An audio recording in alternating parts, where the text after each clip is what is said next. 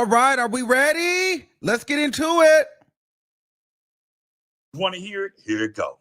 Wire. All my wiggles, bring the tea. I said, all my wiggles, bring the tea. I said, all my wiggles, bring the tea. We go down to the courthouse, bring the tea. He give us our Diddy news, bring the tea. He is never biased, bring the tea. I said, now all my wiggles, bring the tea. I said, all my wiggles, bring the tea. All my wiggles, bring the tea. All my wiggles, bring the tea. I want to thank all my bring the tea. I want to thank all my bring the tea. Oh, he's sassy and classy. Bring the tea. I said, all my wiggles, bring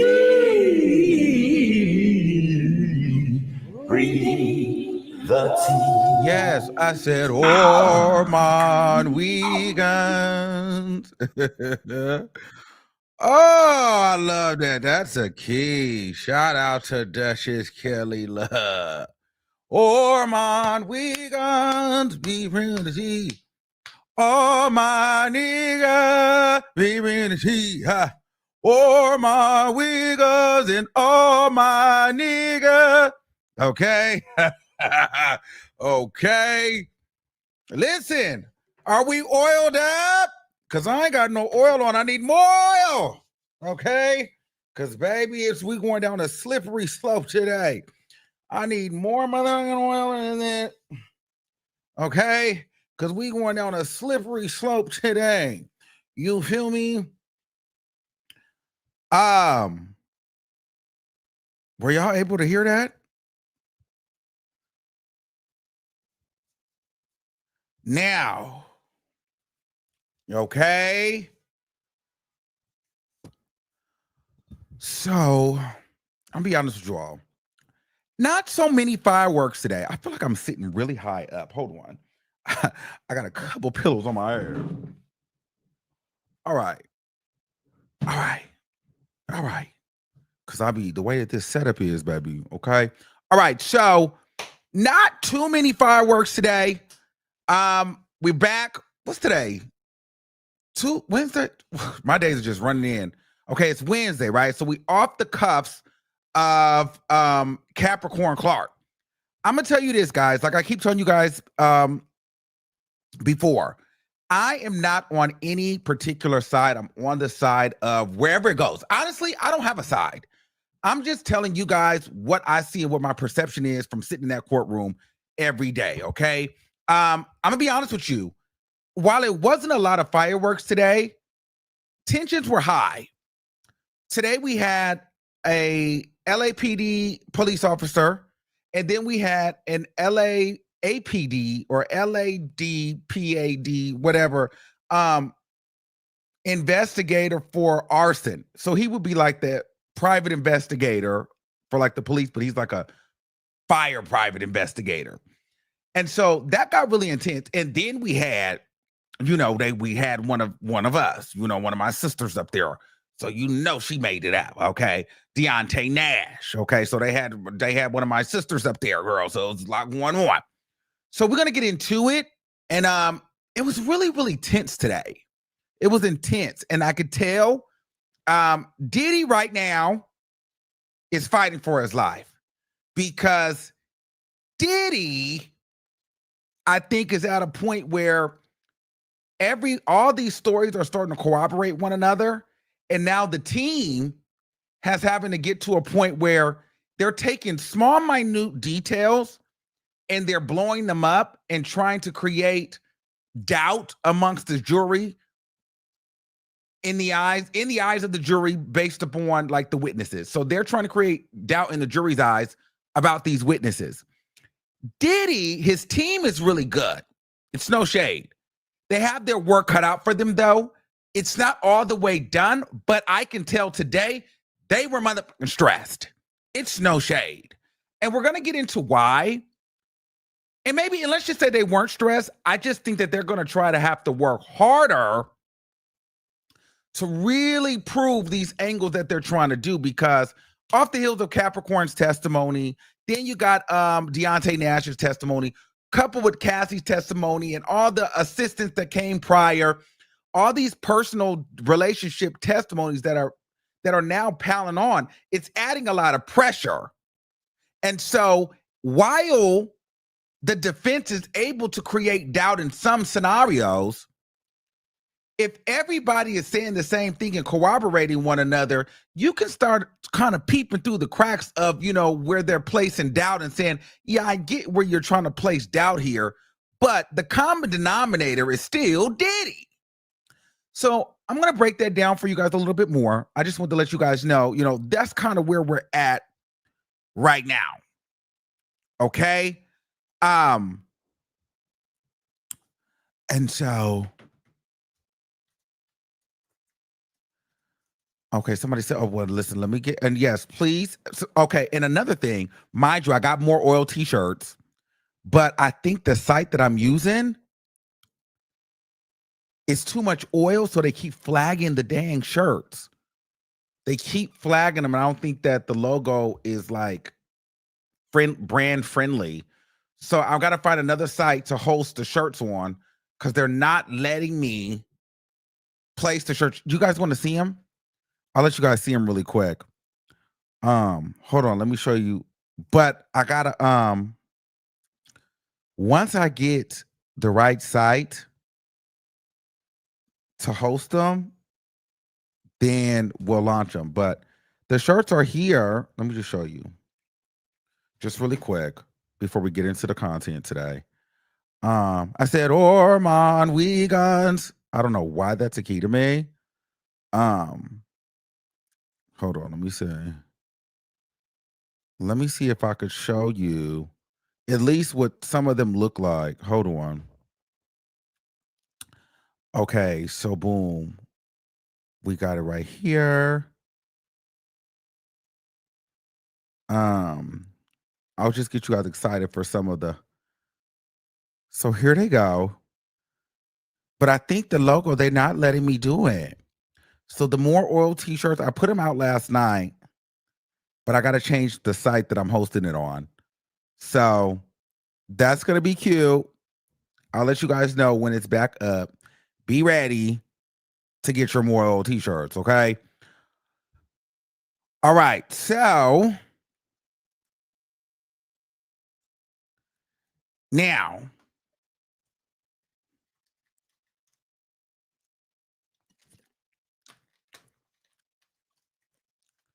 okay, so let's get into it. Oh, let me do the More Oil Fund. Shout out to everybody that has donated to the More Oil Fund, because y'all are keeping me here in New York. Okay. Thank you. Well, let me do the Venmo real quick, and then we're going to get to it. Shout out to everybody at home. Shout out to everybody in the back. Let me tell y'all something. This trial is not easy, and your boy be tired. But I show up here every day for y'all because we have a good time. You know what I'm saying? And I love y'all for that. And I would like for us to hit at least 260,000 subscribers today. We're like 1,000 subscribers away. So if y'all could, help me out and subscribe to the channel, because I know everybody's not subscribed. Subscribe to the channel. That's all you can do to contribute. That's enough. And two, that's how you guys get your notifications. I'm seeing a lot of people saying, I'm not getting my notifications. Well, subscribe to the channel and follow me on Instagram and Twitter, so then you can get your notifications if they don't come on YouTube. All right. And also make sure that your notification bell is on. All right. So let's jump into it. So we got Christopher Ignacio. So usually, I'm going to be honest with you, when they bring in the experts and stuff like that, sometimes I'll be like, okay, girl, it's going to be like a boring day. But they usually bring a lot to the table. And so they did the breakdown on him. The prosecution really set this up. It was short and sweet. His testimony was short, sweet, and to the point, because they really gagged the live. I'm not even going to hold you. So they said, who are you? Spell your name. He spelled his name, Chris Ignacio. He's a police officer for the LAPD. He's been there for 16 years. He was a police officer 2 for 15 years and a police officer 1 for 1 year. I didn't know there was a difference. So police officer 1 is like a probation officer. Police officer 2, I believe, is like the police officers that we see around the neighborhood. They actually are patrolling. And so they talked about, how you would get radio calls, or how do you get notified of something happening in an area. And they talked about, 911 calls, radio calls, things like that. And they said, well, let's talk about a radio call. So radio call comes through like 911, it goes to dispatch, and whatever available officer is in that area, they get dispatched out to that area. So you get the call, okay, it's a burglary at XYZ house. If your zone is the Hollywood Hills or the Hollywood area, whoever's not on a job right now, you have to go and check out the scene. So it's pretty much a community safety operation. So in 2011, he was working the Hollywood Division Patrol. So he worked all of Hollywood, from the Hollywood Hills to West Hollywood, Melrose, all of that area, right? And I wrote down he was nervous because he seemed a little nervous, a little uncomfortable. But for his day-to-day, he responds to, radio calls. And so December 22nd, 2011, between the hours of 6 a.m. and 6 p.m., he was patrolling in his vehicle, and he received a call about a burglary around 8:25 a.m. And they said there was a possible suspect at the place at 8295 Hollywood Hills Road. Now, Hollywood Hills Road is 8295 Hollywood Hills Road is Kid Cudi's address. So we're at Kid Cudi's house. It was a code 3. Code 3 means it's the light, it's the sirens, it's the lights, it's somebody in the house right now. We gotta go. So it's we running red lights, we doing all the things, we're causing chaos through the neighborhood. And now, if you've been to the Hollywood Hills or you lived in the Hollywood Hills, those are very windy, narrow roads. Okay, and you got to go up into those hills. Okay, and so when he got there, they was getting straight to it. When he got there, he noticed a dark black Cadillac Escalade. Now, if you remember yesterday's testimony, Diddy, was knocking on Capricorn's door, metal to metal, with the Yisto, the Yang, and told her, get in here.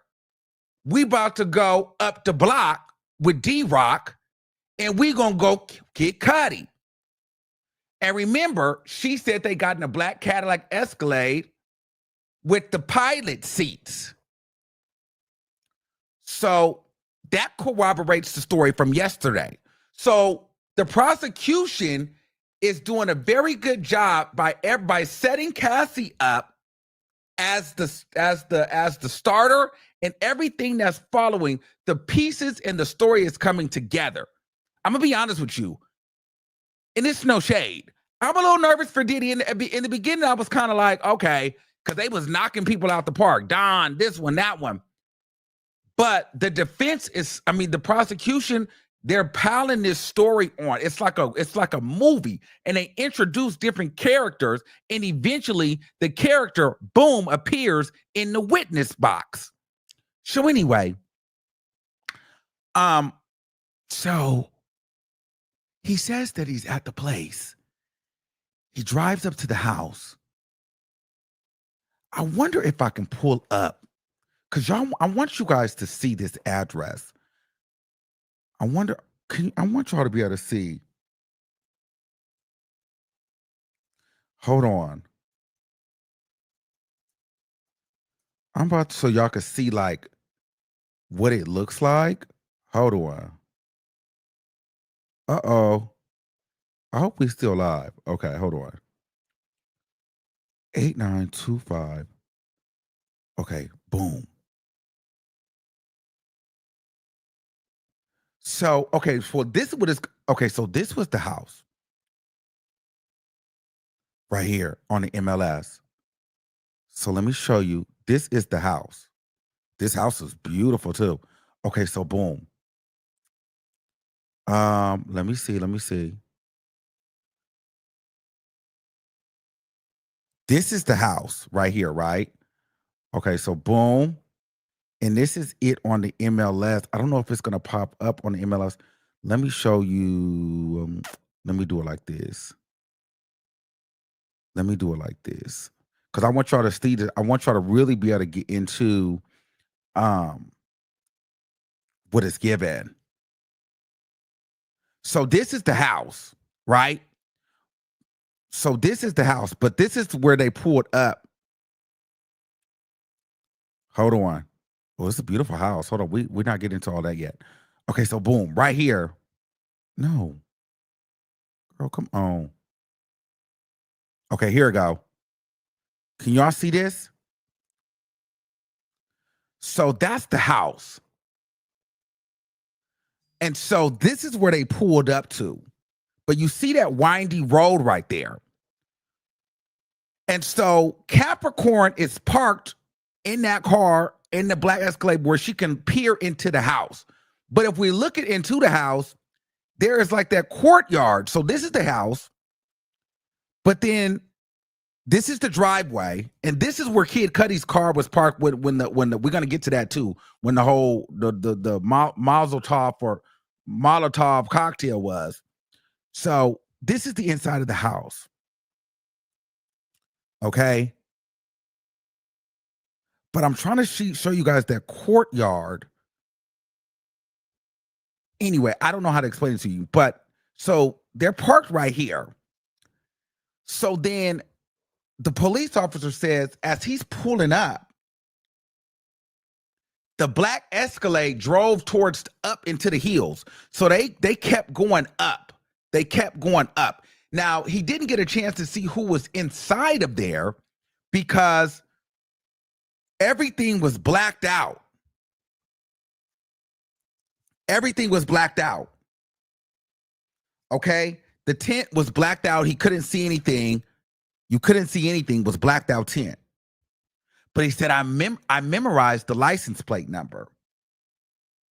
Okay? They said, well, did you pull the black Escalade over? He said, no. There was no crime.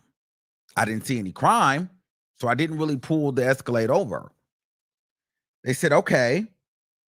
They said, well, what was the license plate number? So he read off the license plate number. And he said, then he hopped over the gate, which was this. He hopped over this gate and went into the house. The house was open, unlocked. I don't know why people do that. Like, Kid Cudi, this little bitty gate, and you just think, okay, I'm going to leave my whole house open. So you left your door open. So that's why they were able to walk up here and go into your front door.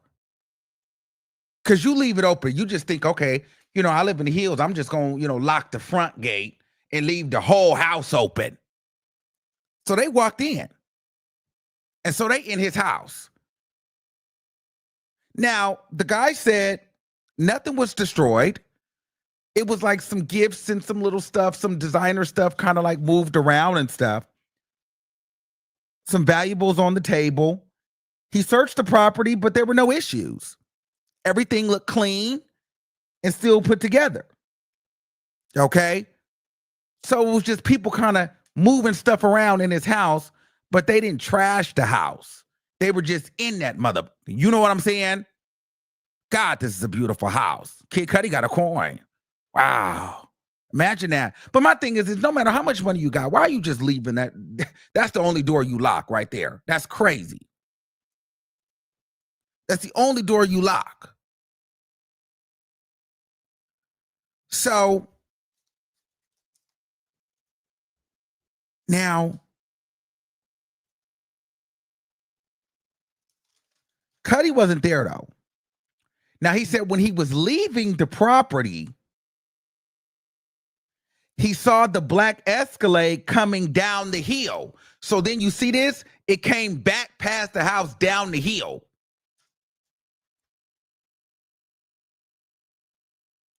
It was like 15 or 20 minutes after he had seen it the first time. They said, well, did you pull it over? Did you pull the vehicle over? He was like, well, no, because there was still no crime. Then Cuddy drives up with the black Porsche.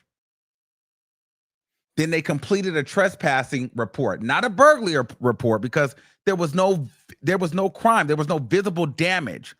Trespassing was like somebody was on your property. So burglary and trespassing are two different things. So they did a trespassing report, not a burglary report. It was like, okay, well, somebody was trespassing on my property. And so that was that. But he went to the computer.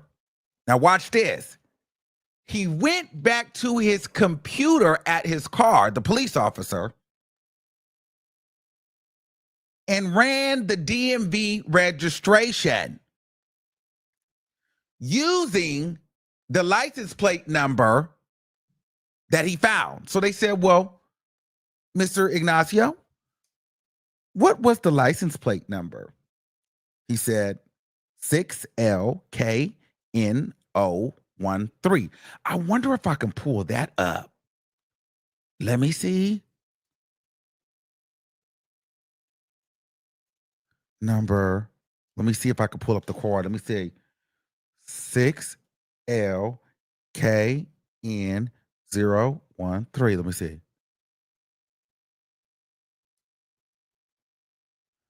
Is it gonna do it? Oh no. It ain't gonna do it. Okay, so, and they said, what was the RO on that? And he said, and they said, and before you say this, what does RO mean? And they said, well, registered owner. And they blew it up. They threw it into evidence. And what do you think the RO said? Bad Boy Productions, Inc., registered to 9374 Beverly Crest Drive, Beverly Hills, California. The car was registered to Diddy. So Diddy was in that house. Diddy was in front of Kid Cudi's house. The damn car was registered to Diddy.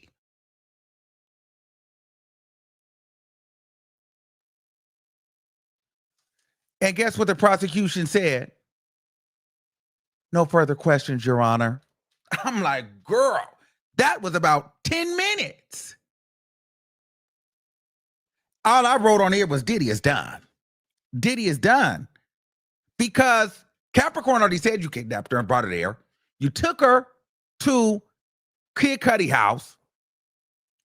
The police drove by, remembered the license plate number, put it in, and it was registered to Diddy. And Diddy, you driving up and down the street. And mind you, my thing is, y'all doing all this in Beverly Hills and Hollywood Hills. Like, what is going on? You know what? I'm going to be honest with you.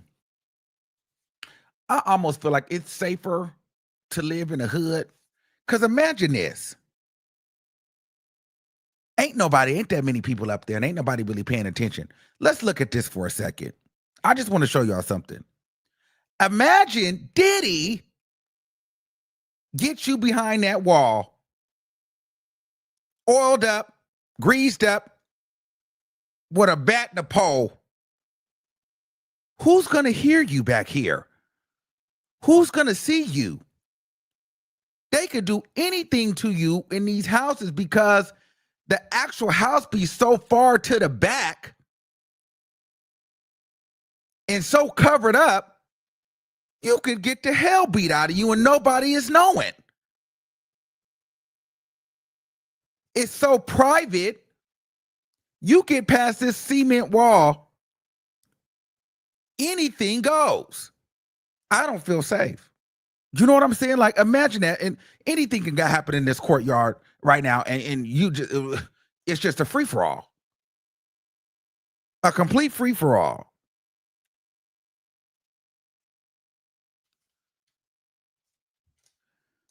Okay. So then the cross-examination gets involved. Now this is where I'm going to tell you the minute details where Brian still does a cross-examination. They still do a beautiful job with their examination.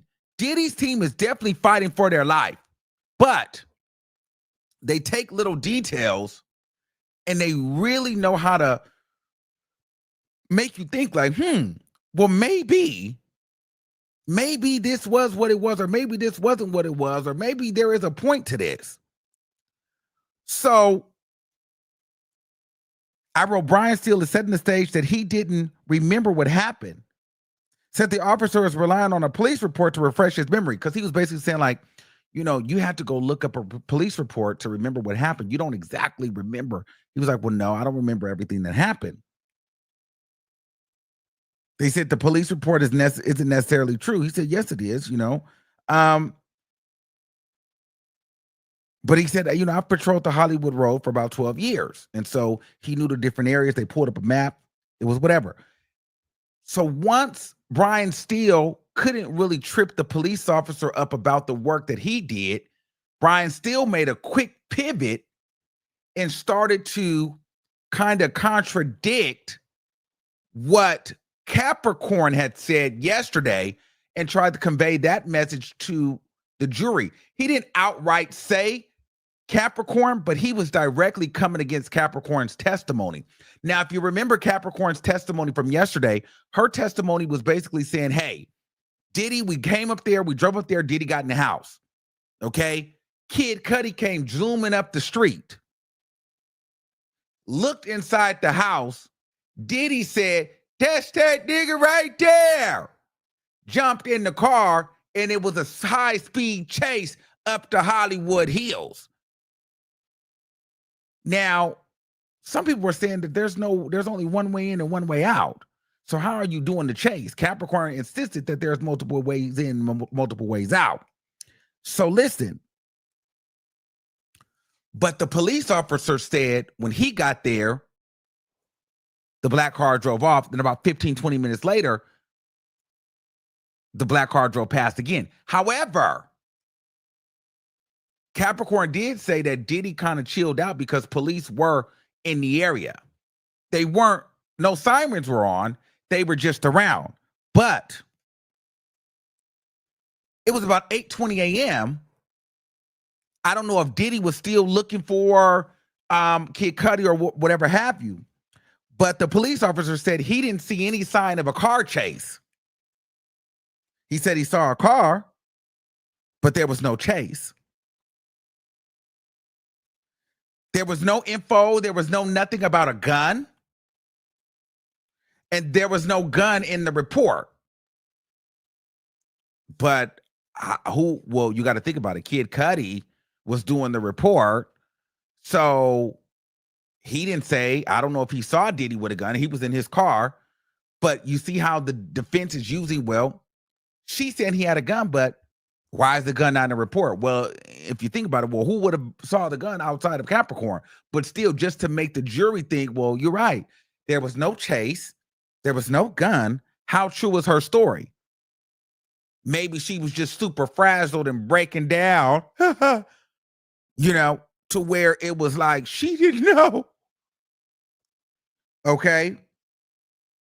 Then they said, was there any report about a kidnapping? He was like, no, there was no kidnapping either. Well, we also know that Diddy also instructed Capricorn to call Cassie and let Kid Cudi know, don't say it was me. And Capricorn was the one saying that she was kidnapped. So I don't think she was going to call the police. But he still used that to say, well, there was no gun, there was no chase, there was no kidnapping, there was no burglary, there was no broken windows. So what? Y'all got nothing. So there, but at the same time, nigga, we got Diddy's car in front of Kid Cudi's house with things visibly moved. But they do a good job of magnifying the little small, minute details that could kind of be a little bit off and kind of trying to dilute the big serious issue there. So when I say they're grasping for straws, they're looking for little things, little inconsistencies to cover up the big fact that the black car was there with with Diddy's registered to Bad Boy and Diddy, while Kid Cudi's house is open and stuff is visibly moved, and the nigga was in Kid Cudi's house. Now, you can talk about whether it was a chase or a kidnapping on a report or this, that, and the third, but what you're not going to confuse me about, Brian Steele, is the fact that that black Cadillac was parked in front of Kid Cudi's house, and somebody was in there. You get what I'm saying? But they try to confuse the jury and create doubt. They do a good job sometimes. It's no shade.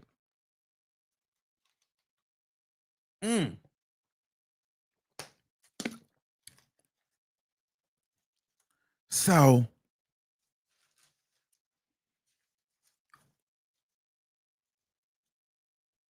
I said Brian Steele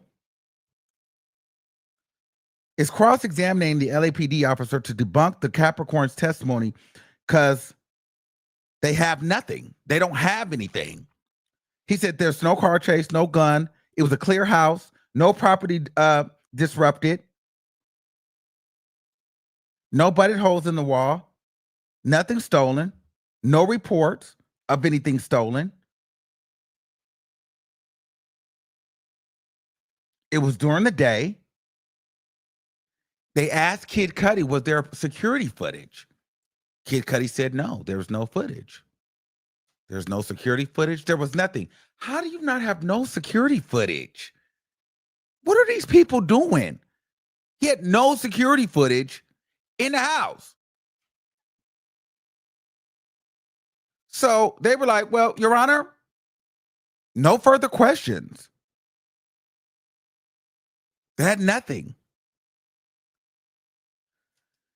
And so this is where it gets sticky. So we get Lance Jimenez. So they had been arguing about Lance Jimenez for a couple of days now because Lance Jimenez is a arson investigator, okay? However, he sent off the Molotov cocktail for a DNA testing. He doesn't know DNA or fingerprints. He sends it off, it comes back, and then he just lets you know what it is. But the defense was ready to kind of like create doubt in the jury's mind because he wasn't going to be able to speak to the partial DNA of a female being on the Molotov cocktail. But it's not really in his job description to understand DNA as much as it is for him to understand how the crime actually happened. Where did it cause from? What was the cause? What was the reason? How do we investigate what's going on? I don't really know DNA. I can just try to put the pieces together of how and what, and like the reasoning behind it, if that makes sense. So they get into him. He's part of the LAFD. He's an arson investigator. He's been doing it for 22 years. He does crime scene investigation, okay? And he does a lot of testifying for cases on the behalf of the police department, okay? And so basically Kid Cudi, let me see if we got pictures of Kid Cudi's car so y'all can see.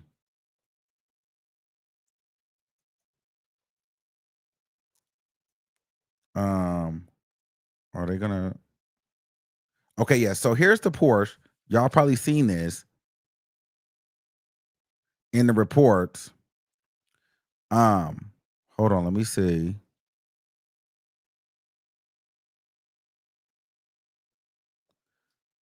So y'all remember the car? This was the car, right? Hold on. So this was the car in the driveway. That long driveway. So basically he's saying what pretty much happened is somebody cut a hole in the top of that and threw the Molotov cocktail in the car And instead of it blowing all the way up, it just kind of like smoked up a little bit and kind of fell on the side here in the gasoline, kind of burned the inside of the car. Right? But what was interesting about that, it got tested, and there was a partial female DNA, but they don't know what that means. Like he didn't know how to speak to a partial DNA. Now, mind you, we're going to go back to, I got to show you where the car was in conjunction to everything else. So mind you, the car is blown up like that, right? So let me show you this though. So boom. Mind you, the car is blown up. But the car at this time is all the way up the driveway. Do y'all see that photo right there? The car is all the way up the driveway, right? And it's 2 cars behind it. It's 2 additional cars. So Kid Cudi's car is parked all the way to the top of this driveway with 2 other cars behind it at the time of the burning or the explosion. So whoever this is got inside that house or hopped over that fence, walked past 2 cars, cut the top open, and threw a cocktail in that car. Now that I'm saying that though, I don't know if you guys heard me. Did you guys hear me? I said his car was all the way at the top by this driveway. All the way at the top with 2 other cars behind it. So whoever it is jumped in that car, jumped over that fence, walked past 2 cars, cut the top open of his car, and set the car on fire. Mind you, that and Kid Cudi had another Porsche in the garage. But my whole thing is, you have no cameras. There's not even a dog. Nobody hears any of that. That is not safe. Y'all playing like this in multi-million-dollar homes in the hills, and people's able to hop over the fence, cut holes in the top of your car, and blow it up while you at home, and you have no evidence or anything as to why. Now, this also, in my mind, now I'm just talking about it, this also make me think, well, just because there's no proof, if it wasn't Diddy, was it you, Kid Cudi? Well, apparently, remember the Kid Cudi wasn't home. I don't know where he was at, but his dog sitter lady was at the house when she called. But could this have been a fake insurance claim? I don't know. I'm just thinking, because girl, how does nobody know what's going on? And how did they get all the way up that driveway and out that driveway that quick, blowing up the car, and nobody knows nothing? So anyway, this guy, they're like, so what is your job to do? He's like, well, my job is to, investigate. I check the rooftop. I check the doors. I see what's burning. I see, I talk to witnesses. My job is to figure out everything that's been going on. And ultimately, I feel like somebody came and committed arson on this car. This was a one-man hit job kind of thing. And it was a very specific thing because this is a very affluent neighborhood. This is where wealthy people live. So this was a targeted event, is pretty much what he was saying. Okay? And so they were talking to him about performing DNA tests. He said he doesn't perform DNA. He doesn't really know about DNA tests. But the biggest thing was the fact that it was a long driveway, and that car was the first car in the driveway at the top, and none of the other cars got hit. Right? So He determined that somebody took the bottle, cut the roof off, and dropped the bottle in the car. It was a targeted attack because it was too close to the home. You don't see that stuff in the Hollywood Hills. They said there was a DNA hit on the bottle, but none on the lighter or the cloth. So there was a lighter there that they found, but there was no DNA on that, and there was no DNA on the clock. It was partial DNA for a female, but he doesn't know about a partial because it doesn't trace back to a specific person. Okay? They also collected fingerprints on the glass bottle, but no results on the fingerprints came back. Ain't that crazy? No results on the fingerprint came back. That was really, really, really, really odd. Now let me gag you. So then the cross gets involved. So they're going through the pictures. I want to see. Let me see if I can look through these pictures again.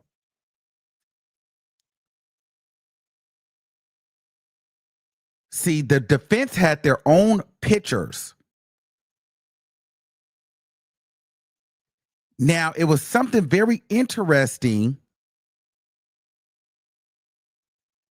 in the back seat of the car. And we all kind of gagged today. But this is what I'm trying to tell you. The defense, they don't play. So he said, well, let's take a look at the back seat. This is Diddy's team. They first said, well, did you run tests on the bottles? They said, yeah, we couldn't find DNA, on the bottles.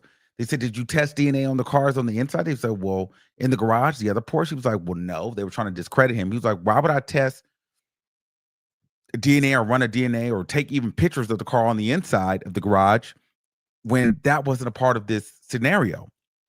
Well, kid, there was a glove in the back seat of the Cuddy's car. So for a second, everybody was like, ooh. They was like, well, wait. What is this back here? It's a glove. And the glove was positioned over the top, like basically somebody took the glove off, dropped the glove after they did the Molotov cocktail through the hole of the top of the car. So it'll be sitting in the back seat. They said, did you run the glove for DNA? It was just one glove. It was like, why would it was one glove in here? Said, no, I didn't test the glove for DNA. I didn't think so. So right then and there, the defense does a good job by saying, okay, well, he's an idiot.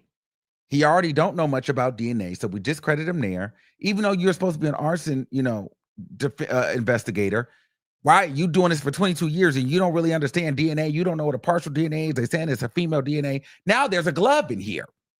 And we, the defense, this is part of our evidence.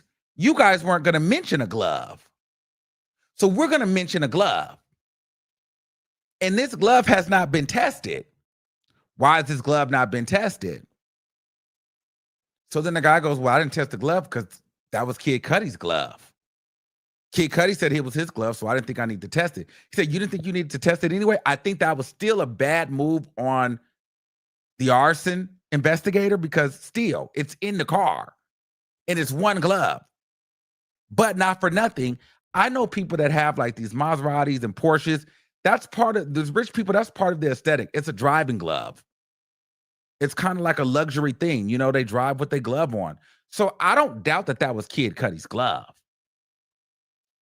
But my point is, I'm just trying to show y'all how Diddy's team is fighting for his life, and they will literally make something out of nothing, because then it'll almost have you thinking, well, maybe that, wait, whose glove is that? And it was one glove. So like, never mind everything else. It's like, well, is there doubt here? Is there doubt here? And so they do a really good job at doing that. So, but if you know what you know, then you know that that probably is Kid Cudi's glove, because Kid Cudi would have been like, that's not my glove. I don't know whose glove that is. But it also can make you think, well, maybe whoever that was, they thought the whole car was going to blow up. The car didn't blow up. So they thought they was going to throw the glove in there for evidence and let the car blow up, but the car didn't blow up. But the guy never tested it for evidence, nor did he collect the glove for evidence. But I still feel like it was Kid Cudi's glove. So that was the thing. But then here is where they started asking for the mistrial. So apparently, when Kid Cudi came to his house, when Diddy and them trespassed the house, now watch this. Kid Cudi had fingerprints taken, and apparently he got a copy of the report. Kid Cudi gave a copy of the report of the prints to the arson investigator.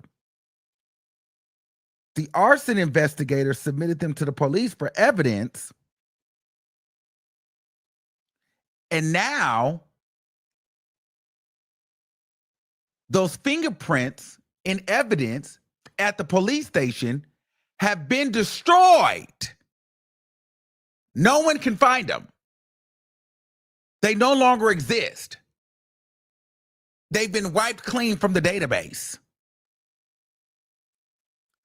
Objection, Your Honor. Objection. Objection, objection, objection, objection, objection, objection, objection, objection. Absolutely not. Sidebar, sidebar, sidebar, sidebar, sidebar. Hell no. Objection, objection, objection, objection, objection. So they come back from the objection, and Diddy's team goes, you know what, Your Honor? Because they were trying to have that part of it striked. So they got it striked, that part of the testimony striked. But that wasn't good enough. That lady stood up and said, respectfully, Your Honor, at this point, we're gonna do a motion for a mistrial. So the reason why they wanted to do a mistrial is because they feel, which is very true, just like I'm reporting it to you, which is very true, Diddy's team feels like no matter what, even if you say we're going to strike this and the jury should not consider this testimony, you've already heard it. And the defense feels like the prosecution was sneaking stuff in there to already taint the jury's mind. And they knew that it was going to get striked out, but they wanted the jury to hear that part, because you can't turn the light off once you've already seen what's there. You can't unsee it. You can't unhear it. So now the jury has heard the fingerprints have went missing. In what world does that happen unless it's not on TV? Well, if I'm a juror, I'm going to think, well, now Diddy actually has the police in his pocket so he can pay his way out of this trial. And so that is their fear. They feel like now the jury in the back of their minds are thinking, no matter what the judge says about don't consider this as evidence, be impartial, this, that, and the third, these are still human beings. They heard what they heard. And now they have an impression that Sean Diddy Combs can now pay to have things go missing and destroyed. Because who else can have that kind of power? By those fingerprints going missing and being destroyed, that tells me all I need to know. Whether we strike that part of the testimony or not, those fingerprints do not exist. And if I'm a juror, Diddy did it.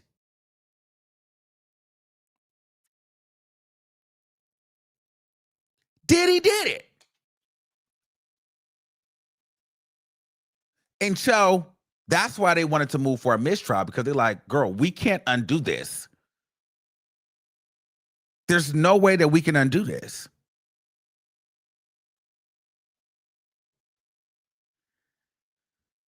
It was ultimately denied.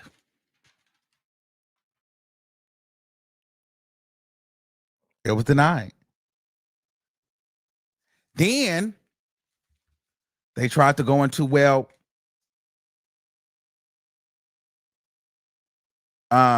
what did you get in contact with Capricorn Clark during your event? They were just pulling for straws. Did you interview? Did you try to reach out to Kid Cudi? Did you get a statement from Cassie? The guy said he got a statement from Cassie. He tried to get a statement from Cassie.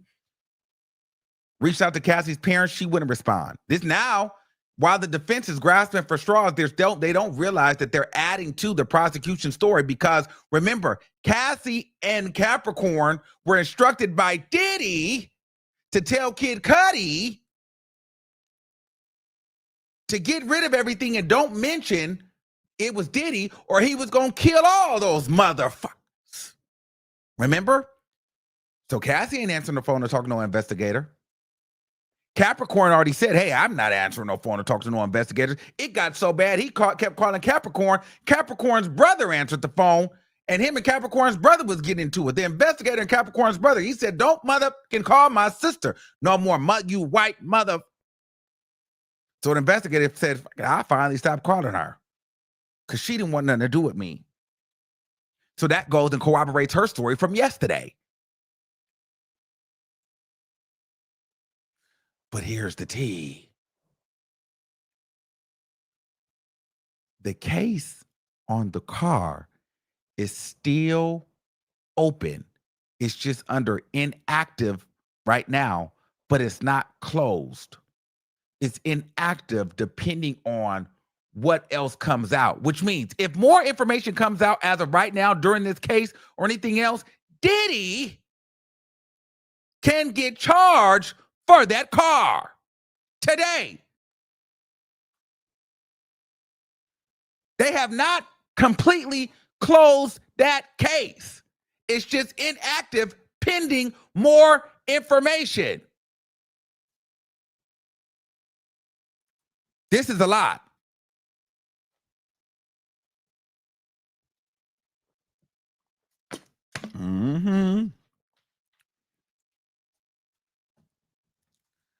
And so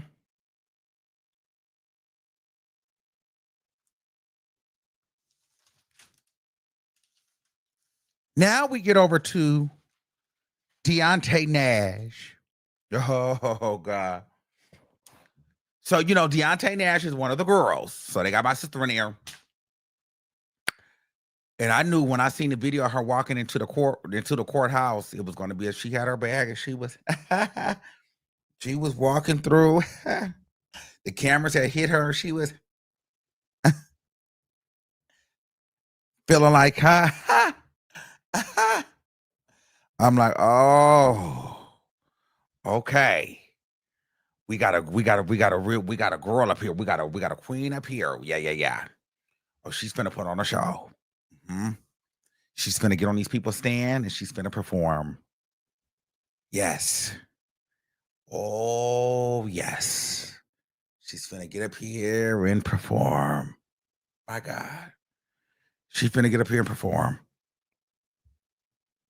So she gets up there and they say, Mr. Deontay Nash, hey, how are you? I'm blessed. Were you subpoenaed? Yes. Do you want to be here? Absolutely not. You're a celeb stylist? Yes.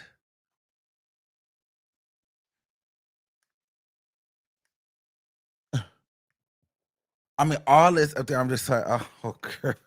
Oh my God. I'm like, oh my God. You give us a little lights, camera, action, we're going to take it. I'm just like, why do my people? Why? It's always us. I'm like, why do my people have to be the ones? Why are we like this? Oh, I wish we wasn't like this. Why are we like this? So they said in 2008, who worked for Sean Combs and Cassandra Ventura, Cassie. And I think they made a little joke about some shit.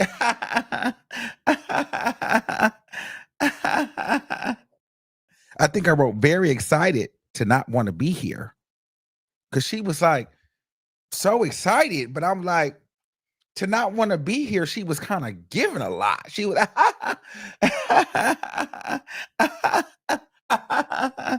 and I'm thinking, well, what is so funny? You know what I'm saying? And then of course people in court when they laugh, and I'm just like, girl, here we go. So and so they said, well, what did you mean? She said she met on Craigslist. She's worked for the fashion department. She was the assistant stylist to Derrick Rose. Remember the white guy, Derrick Rose? I remember he had a show on one of those networks at one point when he was working for Diddy and stuff. I remember him. So in 2018, he stopped working for Diddy. They asked him how he was paid. He was paid through, Sean Combs companies. And they said, is he close to guys? He said, very close. Then they would ask him certain questions, and the defense would, they would do a objection. He go, I'm sure. Every time the defense would object, he roll his eyes at the defense. And do all that. I'm just like, oh girl, she's gonna get put off the stand. She's giving a lot. I'm like, okay, and then I don't know why I wrote this. I'm not gonna say.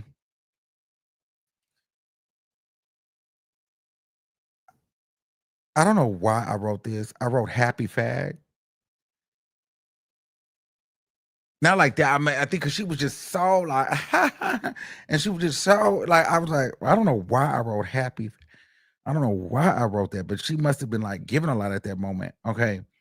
So she said that she was with Cassie every day. Yo, hold on. Happy is crazy. Why did I write that? Anyway, I just be over here writing stuff. I'm sorry. She would Cassie every day. And they said, well, what names would he call Cassie? And he said, this is when he got a little serious. Set it up. Baby girl, CC, Cass, bit, slut, hoe. Thinking, what? Because it went from Cass, baby girl, B, hoe.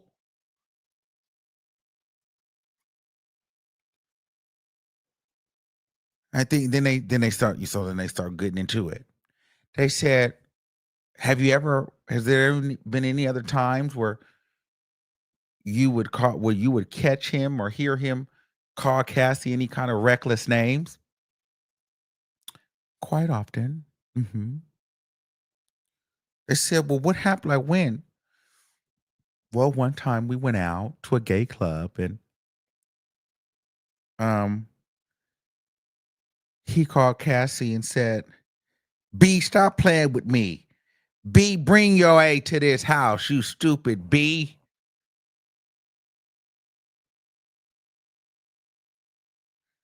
And then he said then another time he would often call Cassie as he would often say that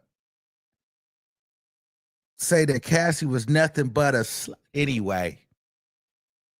You're an outright hoe, is what he said. You ain't shit but a slut. B, you ain't nothing but a slut anyway. You an outright hoe.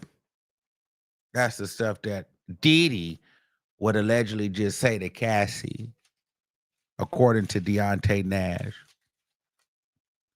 They said, well, what would Cassie do? Cassie would roll her eyes.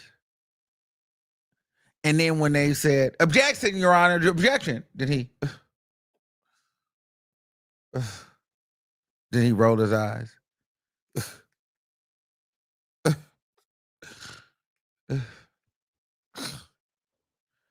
And I said, oh, she's giving a lot. She's trying to be funny. I don't know what is given, but she's giving very sassy. She's giving a lot, and people are laughing.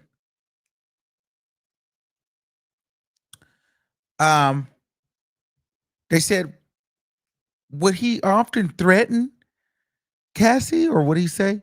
What things would he say? He said, they said he would threaten her. He said, quite often. They said, well, what would he say? He said, I'll beat your ass. I'll beat your ass to Cassie. They said Cassie would cry and stay in the house for days.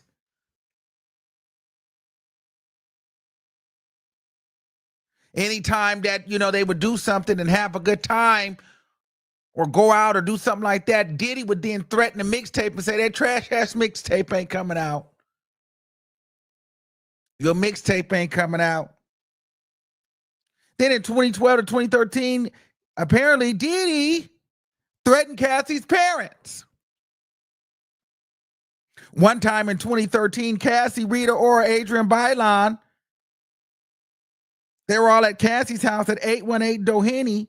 Diddy called, because I guess they went out and it was having a girls' night. Diddy called, she answered the phone, and he said, bring your ass to this house, ho. You out here wilding. I thought I told you not to go out, B. And so then Diddy told Deontay, listen here. Now, I was waiting for him to drop the F word, but he didn't. But apparently he told Deontay, since that B want to go out every damn day, every time you go out, you stay your mother ass home too. So now, not only could Cassie not go out, but the stylist couldn't go out. Because apparently, every time he wanted to go out, Cassie wanted to go out.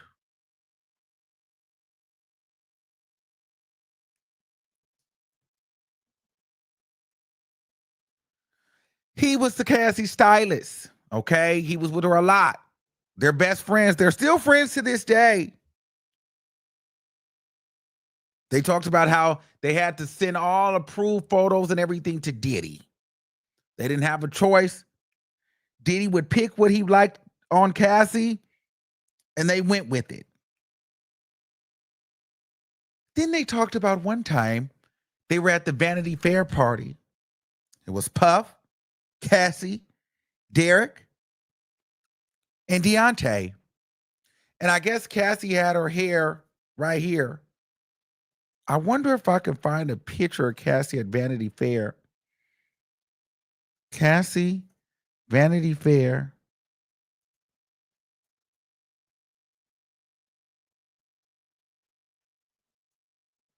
Was she with Diddy? Let me see.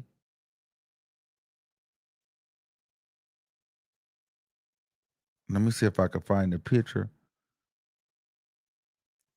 I think he wanted her hair up. I don't know what picture it actually was, but apparently they had her hair kind of here, chopped up. But Diddy said he wanted the hair up. So then he walked up to Deontay and yanked him up like this at the party and said, I thought I told you motherfuckers that I want her hair to be up, you stupid motherfucker. He said he grabbed him by the jacket and lifted him up and told him, you stupid motherfucker. I said I wanted her hair up, you dumb motherfucker. And then Deontay said he put him down. And he just told him, y'all need to go find some hair clips and some pins. And feed so we can fix her hair. Then he fixed the hair. Then Diddy said, you know what? After he yanked the man up and fixed her hair, Diddy went back and said, you know what I think? Y'all are actually right. It actually kind of looked better down. I like that. Are you crazy? Like, this is crazy. Yo. Like, what? The mixtape Rockabye Baby, they put it out for free. Nobody made no money on it, not even the producers, not Cassie, not the stylist, nobody. They said, Puff said, Diddy has decided that it was only going to be put out if it does well. So we're going to put it out for free. If people like it, then I'll throw it on streaming services. They said it never made it on streaming platforms. But it was the top mixtape of that year. Never got sold on streaming platforms. They said that she was starting to record an album, like a real album, towards the end of her relationship with Diddy. The album never came out. Then they said, well, Deontay, how much of her music never got released? And I had a number in my mind. And he's there and he's thinking, he said, well, I'm being generous when I say this. Not maybe even 10%. I was thinking more 5. And they said, you know what, that's enough right there. This is a good stopping point. Let's head and go to lunch. So then we went to lunch. Then they would say, what other things would Diddy say to her? What other kind of threats would Diddy make to her?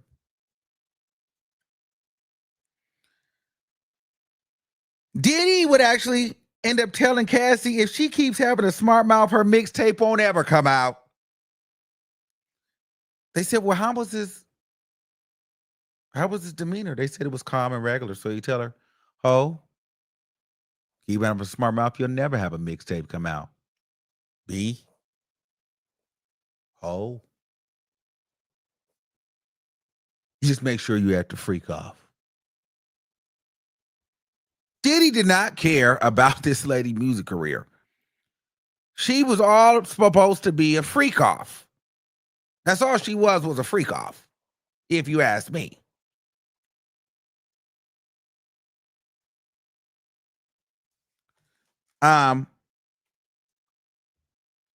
They said, how many times did you see Diddy be violent with Cassie? Quite often. But 3 times really stuck out. They asked him how many times was Mia around, because now they're going to be introducing Mia. Now, Mia is a Jane Doe. I'll let you guys know tomorrow who Mia is when we see her, but she's not going to be released for the public. So I don't really know. We're never going to really know who Mia is unless we know who Mia is. Does that make sense? Mia is not a real name. So we're going to get the tea and see who Mia is. I'm sure her identity will end up getting leaked. Somebody's going to know who she is, because those cameras are going to be out. So it's going to be interesting. But they talked about one time they were all at Cassie's house in 2013 or 2014. They were at 818 Doheny apartment. Remember, Cassie told this story. Remember, they were getting ready for OVO Fest, Canada. And Cassie was on the couch asleep. And he was in her second bedroom packing. Diddy came to the door knocking. Deontay opens the door.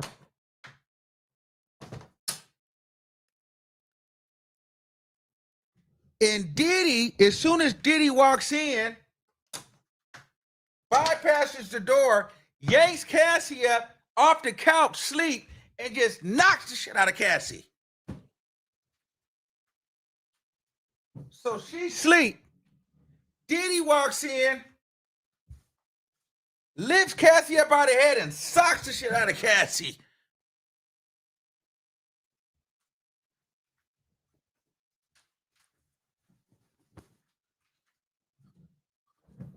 Out of nowhere. And told her, B, Did not tell you to answer your motherfucking phone. Bow.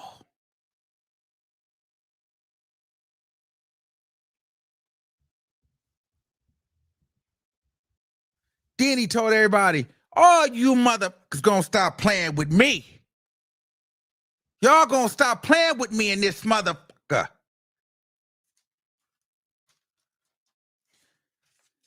Then they said everybody got up and ran to the back room. They tried to close the door on Diddy. Diddy bust through the door. Bow. He bust through the door. They said that Diddy bust through the door. Bow. Kicked the door open. Kicked Cassie and punched her. Bow. Soon as he came through the door. Deontay said all he can do was jump on Cassie back. Jump on Diddy back. He jumped on Diddy, body slammed him. Bow. Then Mia jumped on him. Then he body slammed Mia. Bow. They said, don't hit Cassie. Then he's stomping on Cassie. Bow. Bow. Bow. They trying to jump on the back to stop him, and he just body slamming them. And Mia, boom. Boom. They jumping Diddy in the house. My God.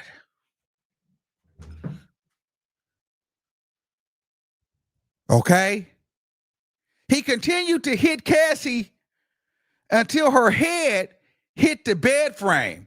So he was beating that boo-boo, and then Cassie just, bow, hit the frame.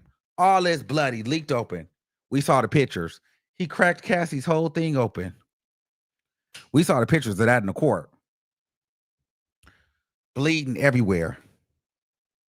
Then he said he didn't stop hitting Cassie after that. They said Mia ran to go get some towels. And then when Diddy noticed the blood, he panicked. Oh! Then he said to everybody in the room, now look what the you made me do.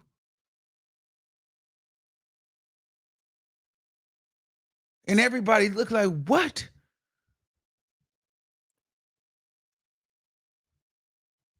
And so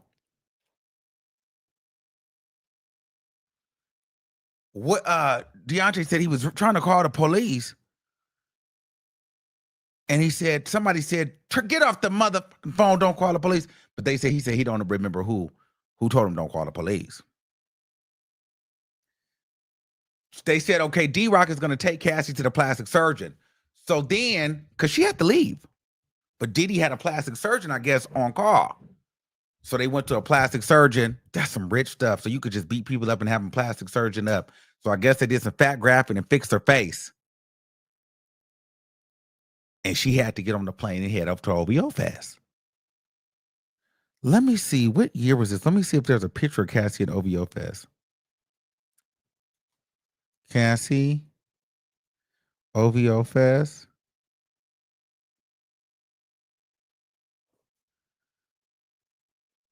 Was that 2013 or 2014?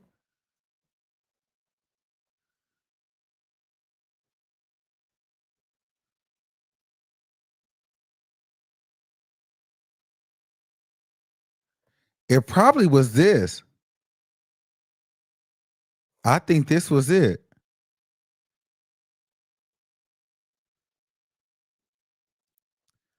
This actually might have been the weekend. Hold on, let me see if I can show you. I think this could have actually been the weekend. Hold on, let me see. I don't know if this was it, guys, so I could be wrong. I could be reaching now.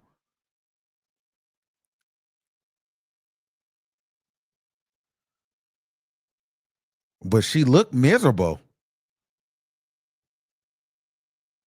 I wonder where French Montana is.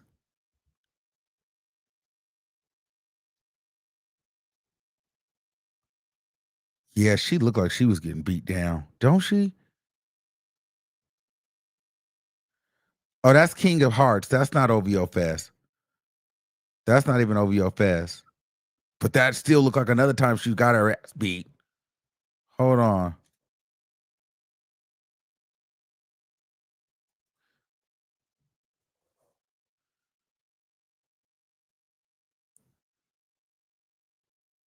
Let me see.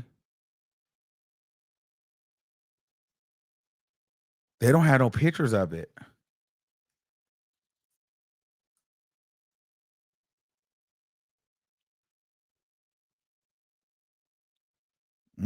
Oh, wait.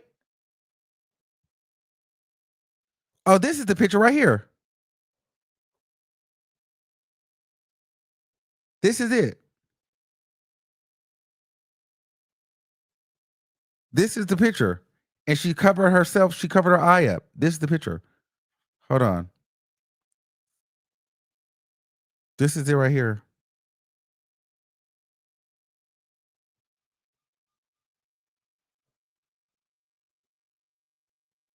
This is it. This is it. This is it. August 2013. Cassie, Drake, The Weeknd, Diddy, and French backstage at OVO Fest. This is it. This is the picture. And the night before, she had got beat down. And that's why she wore her hair like that. This is the picture, y'all. Wow. That's the picture.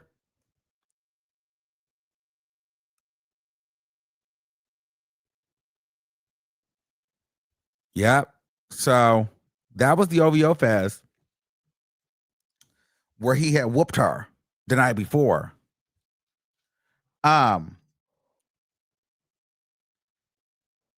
So the next day he saw Cassie, FaceTimed her. She had stitches and a gash on her forehead.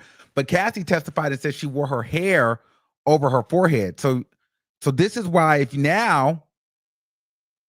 you look at it, she's got her hair covering one side of her face.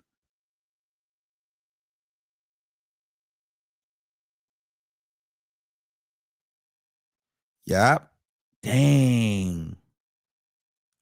I wonder, can I go to this Instagram?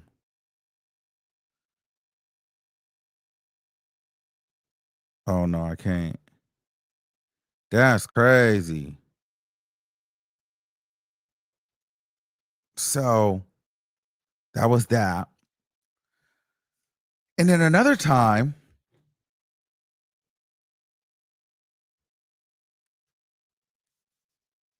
yeah, her face was swollen. Was it? Y'all saying her face was swollen? Let's see.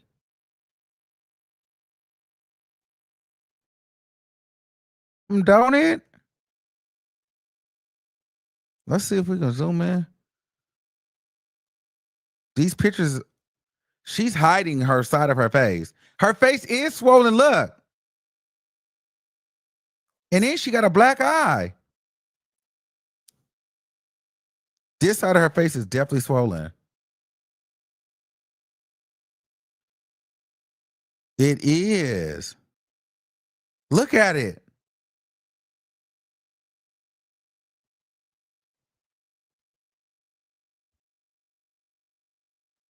Wow. But look right here. You can really tell. You could tell right there.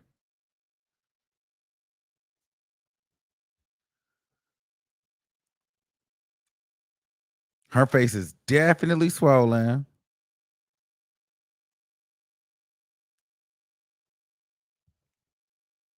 Damn. That was crazy. Okay. So they said the next day he saw Cassie on FaceTime. She had stitches and a gash in her eye in her forehead. So that's why she was wearing the hair like that. So because she didn't want nobody to know. And again, in 2013, 2014, 18, after the bed frame incident, Deontay, Diddy, and Cassie was hanging out. Diddy came over and took Cassie to the bedroom by her hair. Because I guess they had went out or did something, and he told Cassie, "Bitch, I'm so tired of you. You gonna get the f out my house." opened the door and threw and was yanking Cassie out the house. Then he went and grabbed Deontay. And they said, well, did he grab you by the hair too? Deontay said, I don't have no hair, but he was popping me. So then he was behind Deontay doing this. Get the fuck, and you too, motherfucker, get the fuck out of my house. You gonna get the fuck out of my house. And had Deontay walking through the door out the house. And Diddy walking, smacking him in the back of the head, telling him to get the fuck out the house. Just doing it. Get the fuck out. Get out my house. Get out my house. Get out my house. And so he was, and then had Cassie by the head and was smacking the other and told him, both of you motherfuckers gonna get out my house. Mind you, they was in Cassie's house, but Diddy paid for the house, was the apartment. So he kicked them both out of Cassie's apartment, told him they gonna get the out. So Deontay goes downstairs and gets in his car and is about to leave, but he couldn't leave until Cassie got in the car. The security wouldn't let him leave. Then Diddy came to the door and started berating him and said, y'all motherfuckers not gonna keep playing with me. Now y'all can take your broke ass and ride into the motherfucking sunset. You broke ass motherfuckers.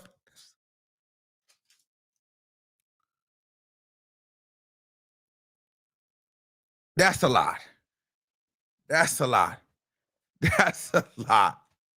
Like, yo, that's crazy. That's a lot. That's a lot. That's a lot.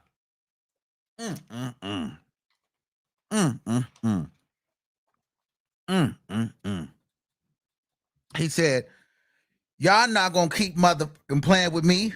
Y'all can take y'all broke ass and and run into the motherfucking sunset.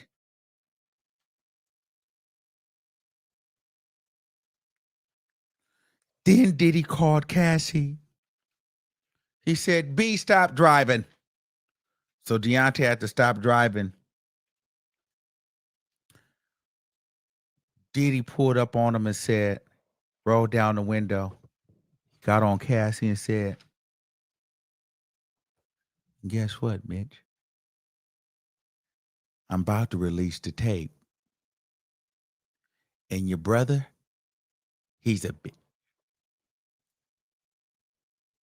You'll never be nothing. You'll never be shit. And I'm going to release all the motherfucking tapes.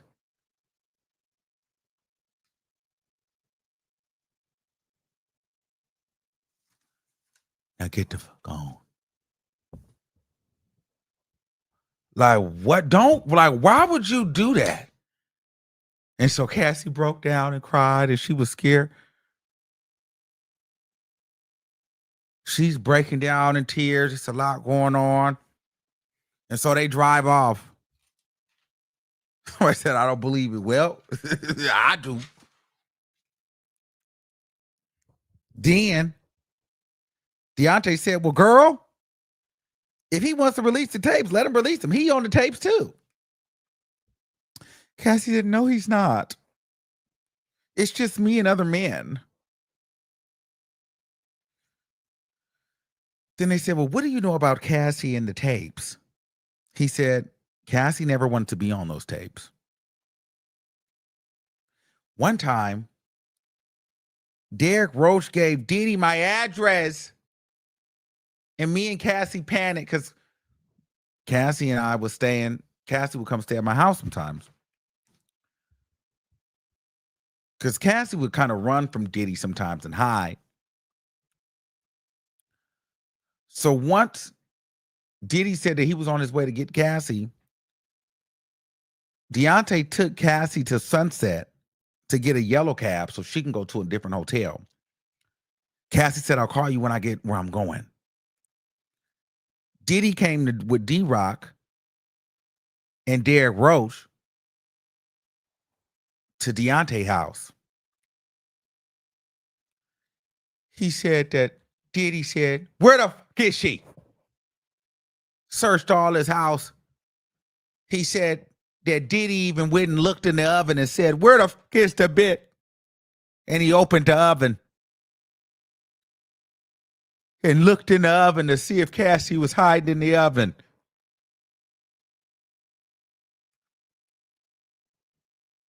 Then he said, "Give me your phone." Took the phone. Then Cassie called. I swear to God, he said she looked. He said, and I don't know why he looked in the oven. He said Diddy opened the oven and looked in the oven and said, "Where's the chat?" I swear to God, I'm not adding to this. That's what he said. That's what I'm trying to tell you. It was carrying on that. He was carrying on that stand. Okay. That's what he said.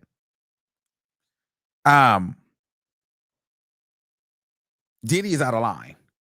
Diddy is completely out of line. Completely out of line. Yeah. Diddy is alcohol. This is no shade. Diddy is alcohol.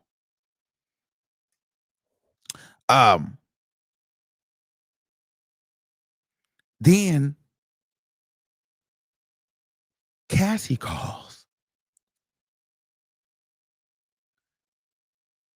But then Diddy got the phone. So I think she was at the La Melrose or La Melrose or La Montrose. La Montrose, I don't know, some expensive hotel. And he said, "Oh, the B is at the La Montrose. Let's go." Now, this is where all the bad boy staff always stayed and all stuff. So he had a good rapport with them.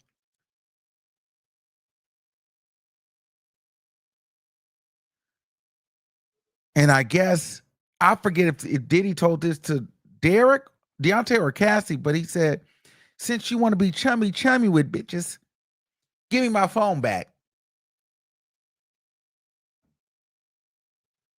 So he took Deontay's phone. But the only thing is, Deontay had to go and talk to Cassie all the way up until they got to the hotel, because that's the only way that Cassie would come out. So it was Diddy, Deontay, Derrick Roach, and D-Rock all going to the hotel, and Cassie don't know that Deontay is going to set her up. So Deontay was like, "Well, give me my phone, because if you don't give my phone, she's going to know that it's weird that I'm coming up there with no phone." So he gave him the phone. Now they introduced another lady, Tony Baez Fletcher. I guess she was the head of creative marketing or chief executive marketing, whatever. She had a big position over at Bad Boy. So D-Rock and Tony Baez and Deontay, they go up to Cassie's room. And they said, "Diddy wants you." And Cassie said, "Oh no. Oh no. I'll go over the balcony." "Objection, Your Honor. Objection. Objection. Objection." They said, "Well, what did Cassie say when you said that Diddy wanted her?" They said that Cassie was ready to jump over the balcony. And they said, "Well, what floor was it?" Deontay said, "Shit, it wasn't the first floor."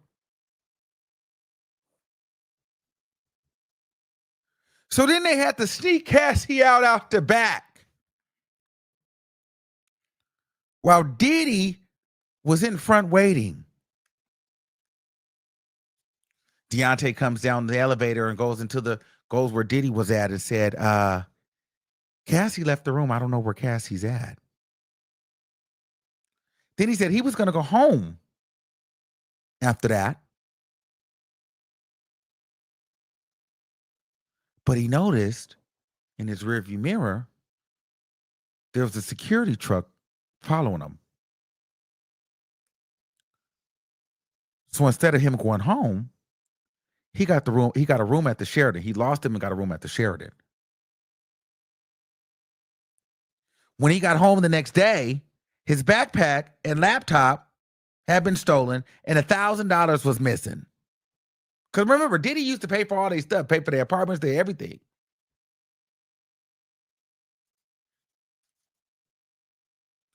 Everybody's saying, who is Derek Roach? I'm about to show you who Derek Roach is. This is Derek Roach. He was a stylist. The white guy.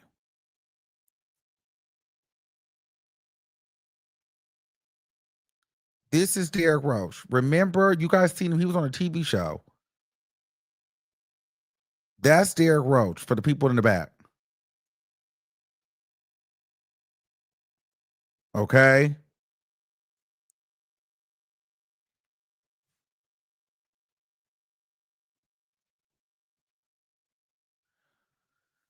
And so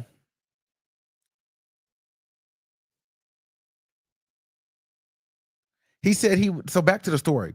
He said that they said, why did you have cash?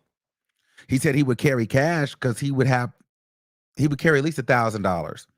$500 in cash for a deposit to give to the hotel, and $500 for at least one night at the hotel,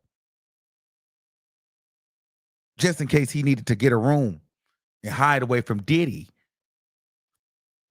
so Diddy wouldn't find him. Then he said one day Diddy just randomly slapped the shit out of Cassie and said, "Get this B out of here." That was a different day. Just randomly slapped her, just walked in and just smacked her. Bow, get this B out of here. Now let's get today started. What do we got going on the menu today? It was like, what? Wait, what? Yeah, it just would get like that. Sometimes you just walk in and just, pow, get her out of here. What's going on? We got my coffee. This is a lot. Yeah, it's like, what? That's not funny, y'all. That's not funny. That's crazy. That is crazy. That's nuts, yo. Oh my God.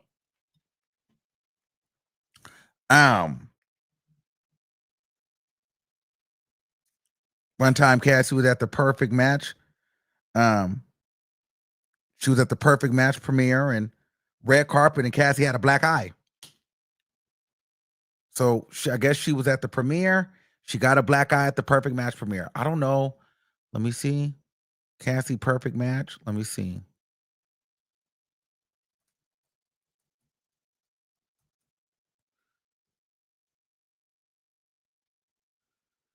Yep. So here she had a black eye apparently and heavy makeup.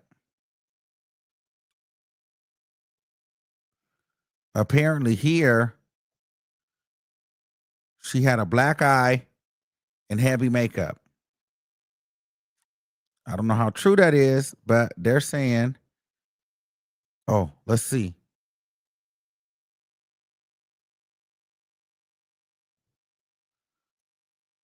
Let's see if there's a black eye.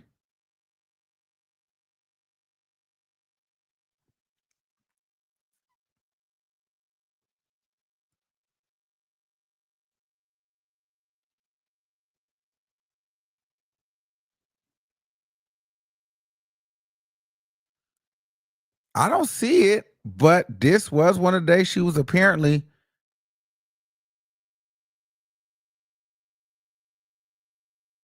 They said she had on a lot of. Oh, look at the scar right there, though. Look at the scar on her forehead.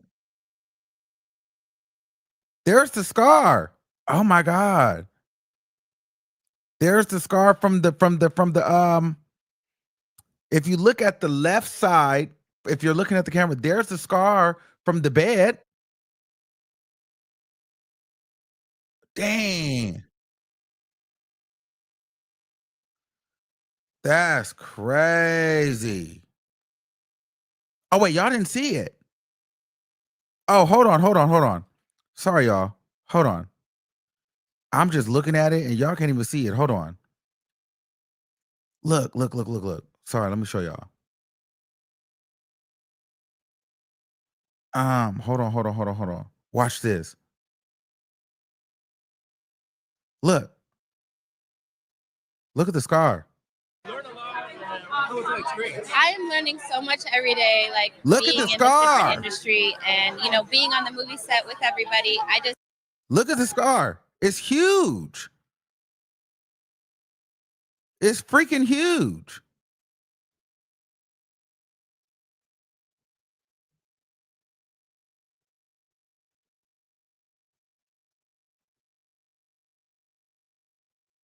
That's crazy.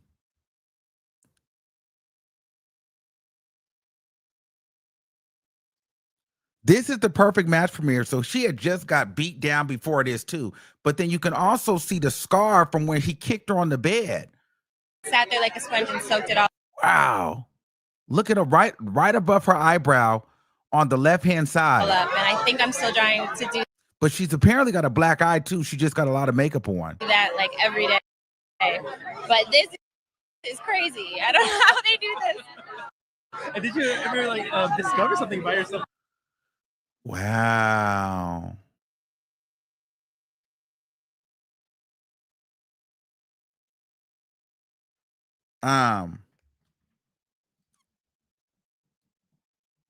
They said she has a knot on her head. Where's the knot at?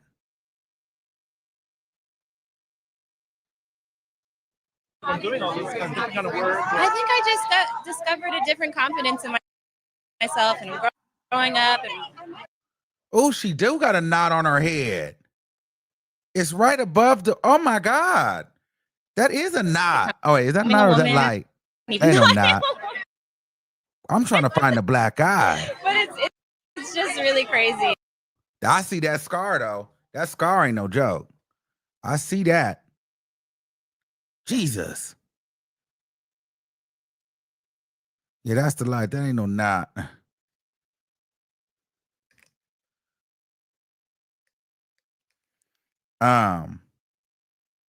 No, you can see the scar. I see the scar for sure. But she said this was where it was at. So I guess at the perfect match premiere we just looked at, she had a black eye, bruises on her legs and back and everywhere. But he could tell she had the bruise. She had a heavy makeup on that day. One time in 2015, he FaceTimed Cassie and she had 2 black eyes. A few times Diddy was violent with him. 2013, Cassie's music video, she was outside smoking a cigarette. Diddy came up and threw him on the car and choked him out. I thought I told you, mother, to stop going out, and had him against the car like this. Diddy had him like this against the car.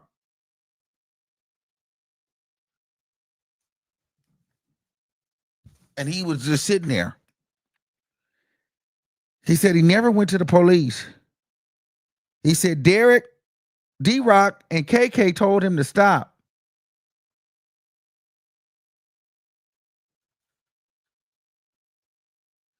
He was upset because he would usually help Cassie hide from Diddy at hotels, Shutters, the London, whatever. They said, why would you help Cassie hide from Diddy? He said, we would both hide from Diddy. We wouldn't want him to attack us. Then Diddy would blow up everybody's phone and make them answer.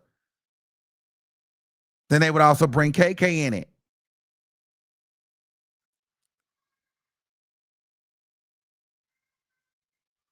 Then it was like, you know, when Cassie would go out with Diddy to hotels, she would pack a small duffel bag with toys.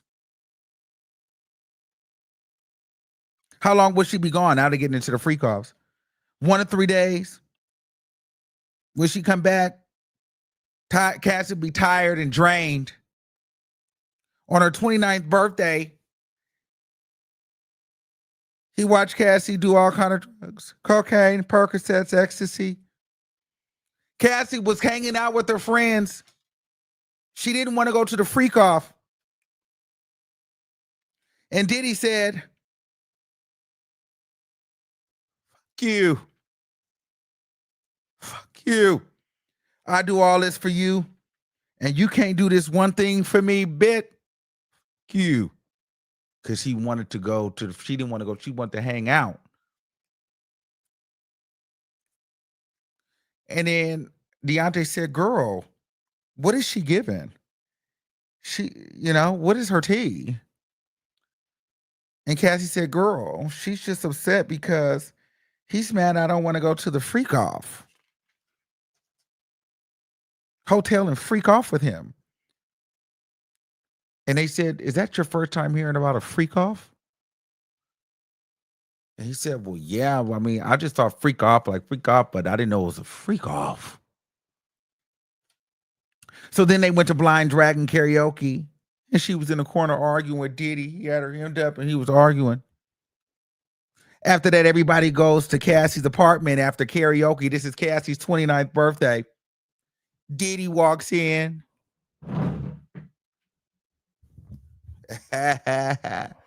Diddy walked in and said, "Y'all girl gonna get some dick tonight."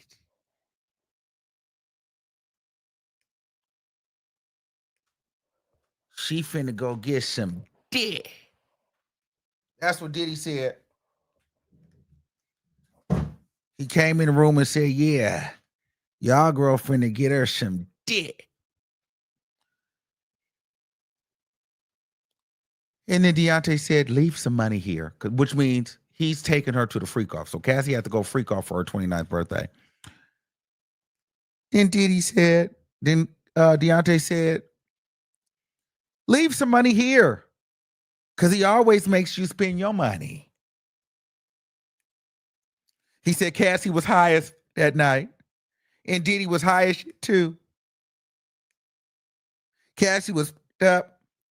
He said next thing you know, he looked back and looked out the window, and they was gliding off on a golf cart.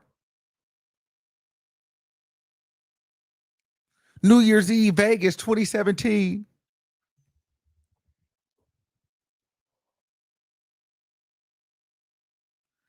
They were in a hotel. They were all on the same floor. Cassie and Diddy was in the room, and he was on the couch.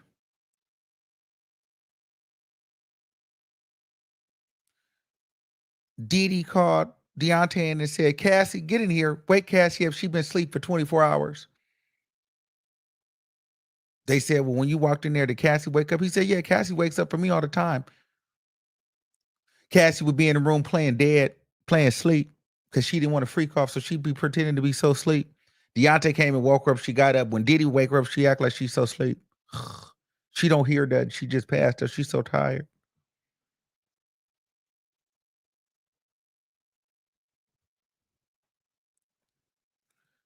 Diddy would tell her, "I spent all this money. She needs to get up. She needs to get ready." Cassie got up and got ready.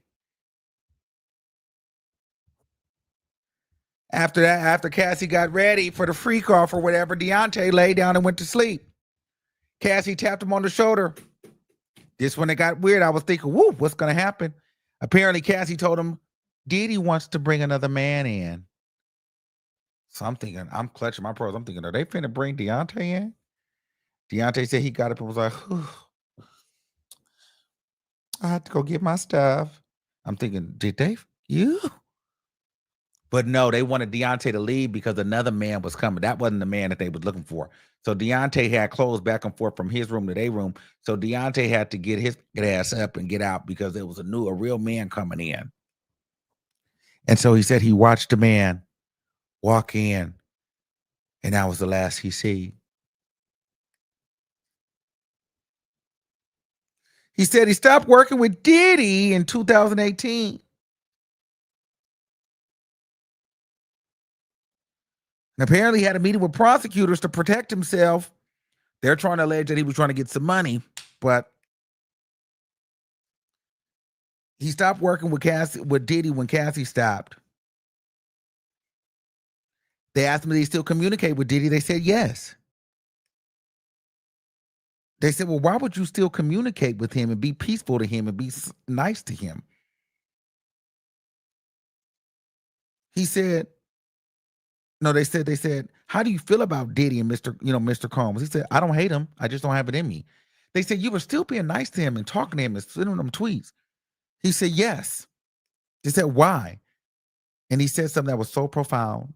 He said, this man's sanity was my safety. It's always been like that. So I was just like, I'm just accustomed to it. This man's sanity was my safety. So essentially, I had no choice. Then the cross gets in. They say, good afternoon. I said, how are you? He said, I'm blessed.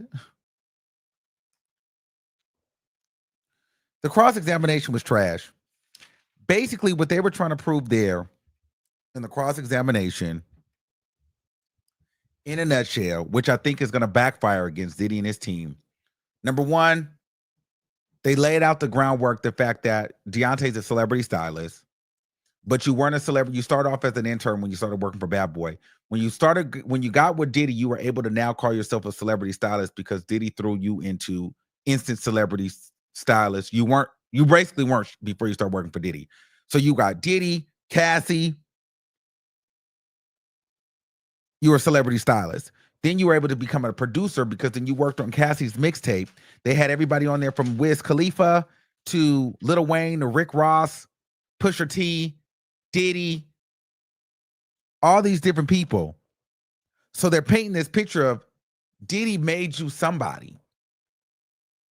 Diddy allowed Cassie to work. She put out a whole mixtape. Who pays for that? Who paid for that studio time? Diddy paid for that studio time. People try to say that Diddy doesn't let Cassie do anything. Well, who paid for that studio time? Who gave you a career for the most part? As an employee, you were able to hide Cassie and protect Cassie, right? Because now this is them trying to water down the RICO, because the RICO on the enterprise is saying, hey, Diddy's whole enterprise was enabling him to abuse Cassie, but they used a little bit of Deontay's testimony and said, see, it wasn't that bad. Diddy's made stars. Diddy allowed you to hide Cassie, and you protected Cassie. Even Mia protected Cassie. It even got to the point where D-Rock and Tony Baez, you guys hid Cassie from Diddy at the hotel.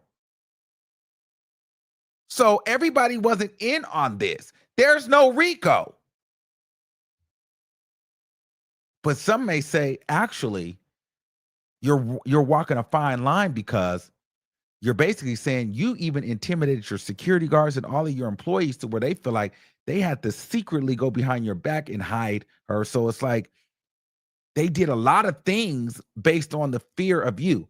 But this whole defense that they're trying to do now with Deontay and the cross is basically say, you were an employee, you did things against Diddy, you were able to hit him, you jumped on his back, you fought him off, you lied to him, he still kept you hired. Even his security guard and his chief director of, head of executive over at Bad Boys, you and D-Rock conspired against Diddy and hid and helped Cassie escape. So how can y'all say that everybody was in on this RICO and racketeering and trafficking against Cassie with Diddy? There's no enterprise here. All you guys were against Diddy. But in a real mind, everybody gonna be like, okay, that's one or two isolated incidents. Now, you're not gonna get me. For the most part, they was all with you.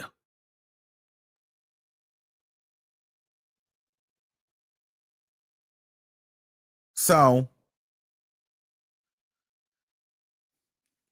they trying to say that it's not a RICO.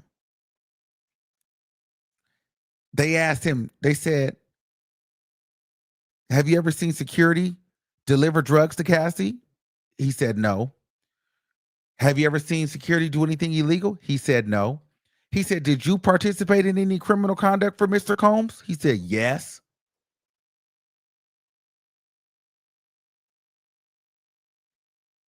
I said the defense is trying to prove that even Diddy employees would defend Cassie, which debunks the RICO and Enterprise. That was their whole goal today. I don't know if they're going to be able to get that over. We're not done with the testimony. We'll pick up on that tomorrow. Okay, so that was today's tea. Tomorrow we should have me on the stand. I think we got some, not Enrique Iglesias, but somewhere along that same family lineage, if you know what I'm saying. Maybe some sort of Puerto Rican escort or something like that. I don't know. And then we got more of Deontay. So shout out to the 22,000 people in the chat today. Hopefully you guys subscribed. And child, it's still getting good. Tomorrow's going to be very, very interesting. And I'll be back with y'all tomorrow. Are you guys loving the shows? Please keep letting me know if you guys are loving the shows. Let me know. I'm trying to work the shirts out for you guys. And I'll see you guys tomorrow. Make sure y'all subscribe right now, though. And follow me on. We're 5,000 people away. Let me just put my Instagram in the chat because y'all be playing. Like, can we get me to 100,000 tonight, please? Like, that would be so fab. I know that's a big ask. I know, because y'all don't like to do nothing that I be telling y'all to do.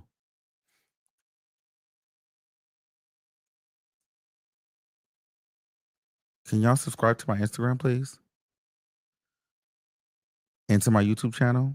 Thank you. Even though I know y'all don't like to listen to me.